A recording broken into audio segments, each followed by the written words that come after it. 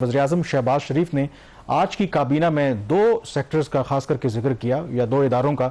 एक उन्होंने जिक्र किया कि पावर सेक्टर जो रिफॉर्म्स हैं, और दूसरा उन्होंने FBR का जिक्र किया। और उन्होंने कहा कि अगर इन दो सेक्टर्स के अंदर इस्लाहात ना की गई तो खुदा न खास्ता फिर सब कुछ डूब जाएगा। और शहबाज, लगता है कि जो ब्रेक से पहले आप जिक्र कर रहे थे वो बैकग्राउंड है जिसकी वजह से जो मौजूदा FBR के चेयरमैन हैं शायद उन्होंने अब हाथ उठा दिए और प्री मैच्योर रिटायरमेंट का उन्होंने फैसला कर लिया है। क्योंकि जो प्राइम मिनिस्टर शहबाज शरीफ हैं, क्लियरली आज भी अगर आप उनकी बॉडी लैंग्वेज देखें, टोन देखें, तो खास करके FBR के हवाले से वो बड़ा स्ट्रांगली उसको फोकस कर रहे हैं। तो डू यू थिंक कि यही वजह बनी है कि शायद जो एक्सपेक्टेशन है इस गवर्नमेंट की, खास करके प्राइम मिनिस्टर की FBR से, वो पूरी नहीं हो रही, और जो FBR के मौजूदा चेयरमैन थे वो खासे दबाव में थे और उन्होंने फैसला किया कि वो कलमदान छोड़ दें अपना? नहीं, कामरान इतना आसान नहीं है और इतना सीधा नहीं है। प्राइम मिनिस्टर साहब भी माजरे के साथ यहाँ पे सियासत ज़्यादा कर रहे हैं। वो सियासत करना उनका काम है। जिस तरह भी वो IPPs के हवाले से बात कर रहे थे कि सियासत हो रही है, तो वो भी सियासत ज़्यादा कर रहे हैं।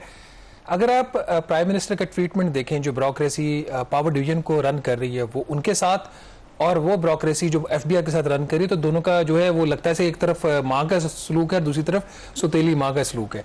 चूंकि दूसरी साइड पे DMG के लोग हैं, पावरफुल लोग हैं, वज़ीर-ए-आज़म की कोर टीम का हिस्सा है, तो उनको कुछ नहीं कहा जाता।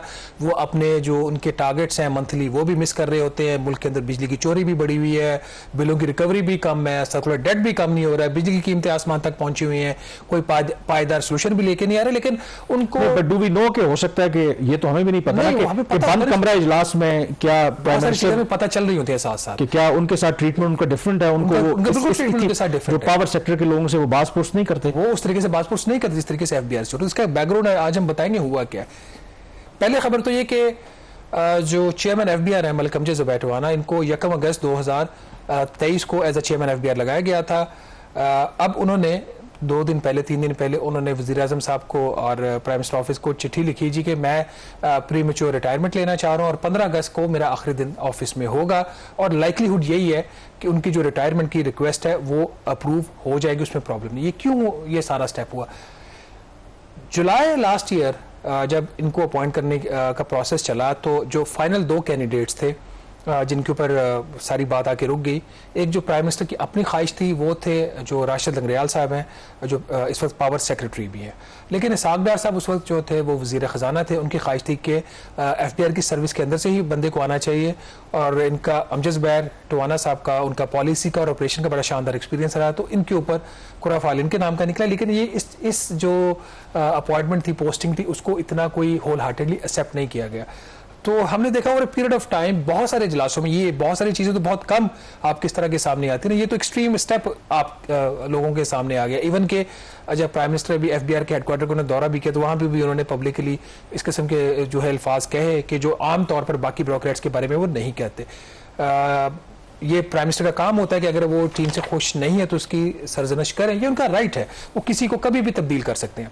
यहाँ पे अमजद ज़ुबैर-टोहाना साहब या FBR की टीम के साथ जब उनके इजलास होते थे बंद कमरे में, जो ज़राए ये बता रहे हैं, बहुत ज़्यादा इस किस्म की डांट डपट होती रहती थी। मसला पैदा हुआ जब पिछले जुमे को एक इसी तरह का इजलास था, तो कुछ इश्यूज़ के ऊपर प्राइम मिनिस्टर साहब ने ज़रूरत से ज़्यादा, जो बकौल कुछ लोगों के जो उस इजलास में मौजूद थे, ज़रूरत से ज़्यादा उन्होंने सख्ती की, और लगा ऐसा कि जैसे पर्सनली ग्रिल किया जा रहा है चेयरमैन FBR को। तो उसके ऊपर फिर उन्होंने अपना फाइनली ज़हन बना लिया। उसमें 2-3 बड़े इशूज़ थे कि जी आपने पब्लिक प्राइवेट पार्टनरशिप के ऊपर बिल्डिंग्स क्यों बना रहे हैं, डिजिटाइजेशन का एक इशू है, उसके ऊपर मसले मसाइल थे। फिर जो इनकम टैक्स के ट्राइब्यूनल्स हैं उसके ऊपर जो पोस्टिंग्स थी उनके मसले मसाइल थे। Somehow the prime minister was not happy. तो चेयरमैन FBR के अपने इसके ऊपर तवजीहात थी कि क्यों मसले इस तरीके से हैं। तो इसके बाद उन्होंने फैसला ये किया कि अब मजीद जो है इस किस्म का जो रवैया बर्दाश्त नहीं हो सकता। जुमे को इजलास हुआ पिछले को, और इस मंडे को उन्होंने अपनी जो है वो रिक्वेस्ट कर दी कि मुझे आप रिटायरमेंट दे दें। ये कामरान बड़ा रेयर है। आमतौर पर ऑफिसर्स की सरजनश बाकी जगहों पे भी होती है। जैसे उन्होंने सेक्टर इंडस्ट्री को पिछले दिनों हटा दिया था, कुछ और लोगों को भी प्राइम मिनिस्टर ने हटा दिया उनके ओहदे से, कॉमर्स के सेक्रेटरी को हटा दिया, बट उनकी ट्रांसफ़र हुई थी। उनको इस हद तक नहीं बात गई थी कि उनको अपनी रिटायरमेंट लेनी पड़ी। यहाँ पे थोड़ा सा जो मामला थे और थे। अब इसके बारे में ये किस हद तक चीज़ें मेरिट पे हुई, किस हद तक नहीं हुई, तो अभी वक्त बताएगा। अब एक चीज़ जो उसके लिए डिटर्मिनिंग फैक्टर होगी वो ये होगी कि नया चेयरमैन FBR किसको लगाया जाता है। आपको पता है कि दो सर्विसेज हैं एफबीआर की, कस्टम्स ग्रुप है और दूसरा इनलैंड रेवेन्यू सर्विस है। तो अगर तो अंदर से ही कोई बंदा आता है और मेरिट के ऊपर आता है तो फिर लगेगा कि ठीक है, एक प्राइम मिनिस्टर ने एक फैसला को लेना पड़ा उन्होंने, और वो करना चाह रहे थे चीज़ों को, तो एक बेहतरीन डिसीजन लगेगा उनका। लेकिन अगर फिर बाहर से बंदा लाने की कोशिश की, और बाहर से मेरी मुराद है डीएमजी की, जिसका पाकिस्तान एडमिनिस्ट्रेटिव सर्विस कहा जाता है, तो फिर लगेगा कि ये पार्ट ऑफ पॉलिटिक्स था, इनको इस तरीके से जानबूझकर सिचुएशन क्रिएट किया गया कि जहां पे वो खुद भाग जाए, उनको भगाया गया। कहा ये तासुर ये कि उनको भगाया गया। माजी में भी हमने देखा कि मतलब एक गवर्नमेंट में 5-5, 6-6 चेयरमैन तब्दील हुए। अगर ऐसा करना होता, प्राइम मिनिस्टर का ये इख्तियार है, अब if he is not satisfied with हटा देना, तो आराम से एक रिप्लेस कर दें प्राइम मिनिस्टर का कि आप कल आप अपने ऑफिस। और इस मामले में बिल्कुल आप ठीक कह रहे हैं, क्योंकि इनकी जो मौजूदा चेयरमैन है 6 महीने सर्विस थी और इनकी प्रमोशन भी ड्यू थी, ये 22 में प्रमोट हो जाते और उसके अपने पर्क्स एंड प्रिविलेजेस होते हैं। तो अगर उन्होंने उस अपनी अपॉर्चुनिटी को भी अवेल नहीं किया, तो this means that there is a serious issue कि जो इस गवर्नमेंट के साथ या प्राइम मिनिस्टर के साथ वो नहीं चल सकते। लेकिन दूसरा, इसके अंदर अगेन हम यहाँ पर बैठकर ये ज़रा किसी इंडिविजुअल को तो आप ब्लेम उस तरह से नहीं कर सकते, लेकिन ये भी तो एक हकीकत है कि एफबीआर की अगर आप कारकर्दगी की बात करें, फॉर एग्जांपल हम अक्सर बात करते रहते हैं कि सबसे बड़ा प्रॉब्लम ये है कि जिन पर टैक्स बनता है उनसे टैक्स आप लेते नहीं हैं। और जो बेचारा तनख्वाहदार तबका है, आज खुद प्राइम मिनिस्टर को इतना ख्याल ज़रूर आया, उन्होंने जिक्र किया तनख्वाहदार तबके का कि हमें पता है कि जो सैलरीड क्लास है उनके ऊपर बोझ पड़ रहा है, हमें उस चीज़ का एहसास है। लेकिन जो कोशिश की मसलन रिटेल का जो सेक्टर है उसको लाने की एक कॉम्प्रोमाइज़ स्कीम जो है उस पर एग्री किया गया, और उसकी जो अगर आप देखें, जो अभी तक आपकी खबर के मुताबिक सिर्फ उस नई स्कीम के तहत अभी तक, दो इट्स स्टिल नंबर है 31 जुलाई का, 31 जुलाई तक सिर्फ 1500 रुपए रिटेलर्स ने उस नई स्कीम के तहत जो है वो टैक्स दिया है।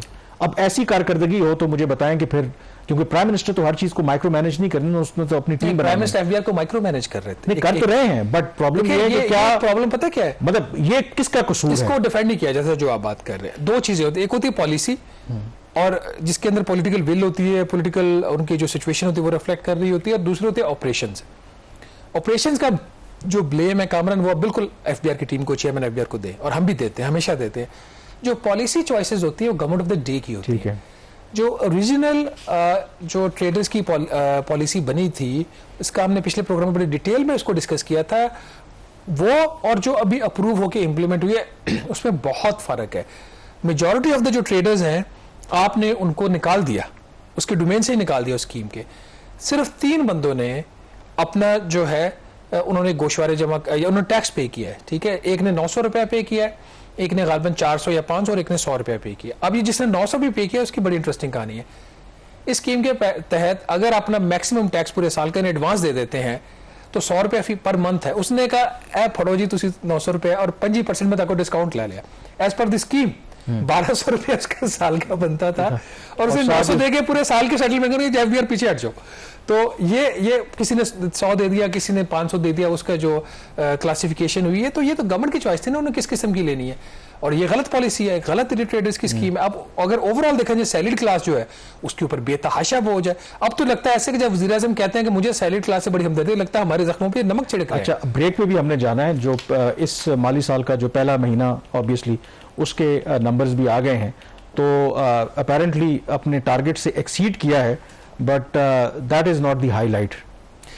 एक तो हाईलाइट ये थी ना कि ट्रेडर्स की में सिर्फ 3 लोगों ने 1500 रुपया टैक्स जमा किया। बट नाज़िर, ओवरऑल अगर सूरत हाल देखें तो 656 अरब रुपए का जुलाई का हदफ था एफबीआर का, और चेयरमैन एफबीआर ने जाते जाते अपना टारगेट उन्हें इस महीने का भी पूरा कर लिया। 660 अरब उन्होंने इकट्ठा किया।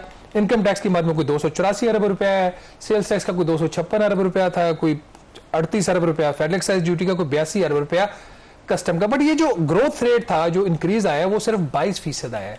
टारगेट तो अचीव हो गया है। लो टारगेट जुलाई में इसलिए रखा जाता है कि जून में ज्यादातर टैक्सेस या एडवांसेस में ले लिए जाते हैं, लोग पे कर देते हैं, और कुछ ऐसी चीजें होती हैं जुलाई में मैच्योर नहीं हो रही होती, वो अगस्त में जाके मैच्योर होती हैं। बट ये जो 22% ग्रोथ रेट है, ये ठीक नहीं है। इसको 40% होना आने वाले महीनों में, तब ही 12,970 अरब रुपए का जो हदफ है वो हासिल होगा।